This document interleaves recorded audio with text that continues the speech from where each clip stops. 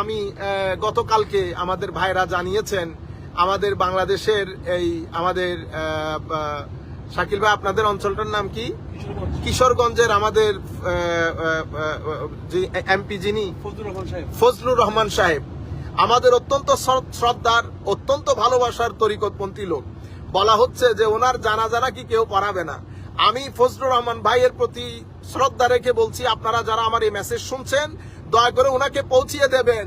উনি এন্তেকাল করলে আমি যদি শুনি পৃথিবীর যেই প্রান্তে থাকে আমি গিয়ে ওনার জানাজায় শরিক হব। সেদিন যদি কেউ জানাজা পড়ার না থাকে আমি বলছি ওনার জানাজা আমি পড়াবো ইনশাআল্লাহ, তবে ওনার জানাজায় শরিক হব। সুতরাং চিন্তার কোনো কারণ নাই। আমরা স্যালুট করি আপনাকে শুধু একটা কারণে, আপনি সত্যি কথাটা টিভির মধ্যে তুলে ধরেছেন যে এদেশে ইসলাম কারা প্রচার করেছে, এদেশে ইসলাম কাদের মাধ্যমে প্রচারিত হয়েছে। তরিকত, তাসাউফ, আল্লাহর ওলিদের প্রতি আপনার সম্মানের জন্য আমরা আপনাকে সম্মান রেখে কথা বলছি ইনশাআল্লাহ।